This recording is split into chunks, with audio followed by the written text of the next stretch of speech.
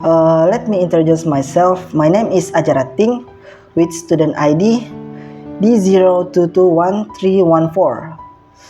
Okay, on this occasion, I would like to share my personal life story about the time when my father was hospitalized due to kidney failure.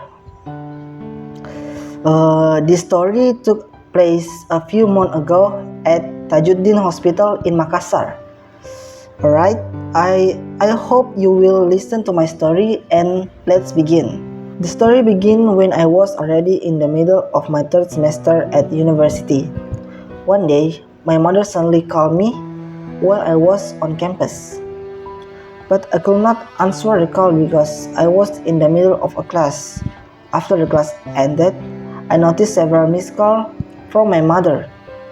So I immediately called her back to ask why she has been calling repeatedly. My mother answered the call and I asked her why she had been calling multiple times. She explained that she had been calling because my father was being treated at the Topoyo Fraud Hospital in my hometown, Mamuju Tengah, due to the exhaustion from work. In the evening, my father was allowed to go home. I feel relieved and at ease after hearing that, so I excused myself to turn off my phone and go back to my class. A few weeks later, my father was hospitalized again. The hospital said that he had a blood deficiency and need an immediate blood transfusion. However, due to the hospital's low blood supply, my father was sent back home while we searched for a blood donor. After my mother tried several times to find a donor, finally there were a few people who were willing to donate their blood. However, my father refused to revise a blood transfusion because he felt something suspicious about the hospital examination result in our area. My parents decided to seek medical treatment at a hospital in Polewali. I never received any update while my father was being treated at the hospital and they were searching for a donor. My father asked my mother to keep it a secret from me because he didn't want my education in Majene to be disrupted. Eventually, I found out when my cousin called and informed me that my father was in Polewali for future examination. I was shocked and eventually called my father.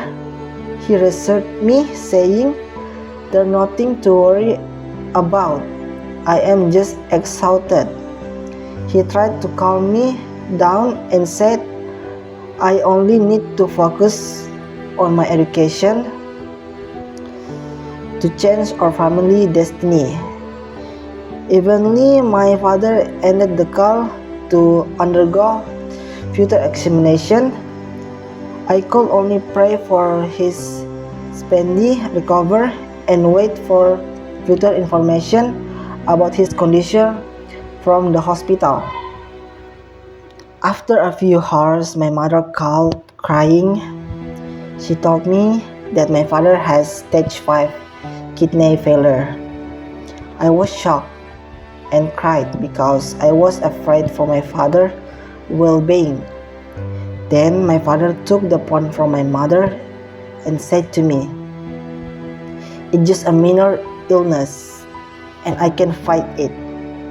He asked me to stop crying because he didn't want his child and wife to cry because of him. I tried my best not to cry and asked if he would revise future treatment. My father said he need to undergo dialysis treatment in Makassar, but he refused to process due to financial constraints. He decided to return to our hometown for traditional treatment. Hearing this, I felt devastated and heartbroken because I could not do anything when my father was seriously ill. A few days later, my father returned to our hometown, and during the remaining weeks of my semester break, I took, I took care of and looked after him. My mother and I searching for traditional remedies that could help cure my father. After a few months, the semester break came to an end, and I returned to Majene to continue my study as my father personally requests. Initially, I want to drop out of college and work, but my father wanted me to continue my education until I graduation so that I could change our family faith. When I was in Majene, I was constantly wrestling thinking about my father. After 3 months, my father was admitted to the hospital again without my knowledge because he asked for it to be kept a secret from me.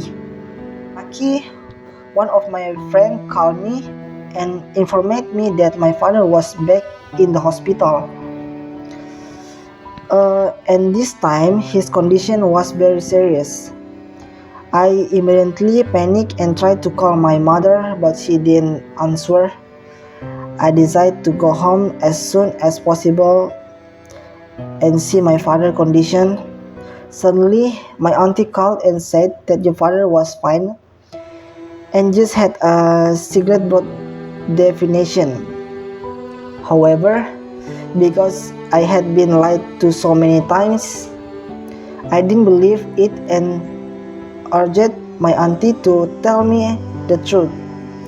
Finally, my auntie admitted that my father need to refer to Makassar for dialysis treatment. Fortunately, this time my father agreed to undergo dialysis because a Revelit promised to cover all the expenses while he was in Makassar. To make a long story short, my father was referred to Makassar using an ambulance, and while passing to Majene, the ambulance made a brief stop to pick me up at my father's request. During the journey to Makassar, I saw my father unable to stand and lying weakly. When we arrived at the Tajuddin hospital, my father received emergency treatment, and the next day he underwent a minor surgery to insert a catheter for his first dialysis session, which was successful. After that, my father began the dialysis process and he was placed in the inpatient ward to rest. On the night of the surgery, my father could sleep and his surgical wall suddenly start bleeding. We panicked and called the doctor, who came and stitched the wound again. After it was done, the doctor asked me to apply pressure the surgical site overnight to stop the bleeding. So I did. I spent the night pressing my father's surgical stitches firmly, and although he was in great pain, he had to endure it. During that process, my father suddenly said, "No matter what happened, you must continue your education." Hearing that, I promised to him that I would finish my studies to make him proud and change our family faith. However, my father suddenly said that he didn't want me to study to change our family faith. He wanted me to have education so that I would experience the hardness of life without knowledge. He didn't want me to state the bleakness of life that he had experienced. Upon hearing that, I cried and promised to study diligently. To summarize, in the morning, the bleeding finally stopped, and my father underwent his second dialysis session. After the second session, my father's condition started to improve, and both my mother and I feel relieved. The doctor said that the three dialysis session was scheduled for 2 days later, and we felt a bit relieved. However, when my mother called my father relative to discuss the appointment after the treat session, she received the response that they were currently short of funds and could have help. Since my mother was beside my father when she made the call, he overheard the conversation and it caused his blood pressure to spike to 240 and a blood vessel in his head burst,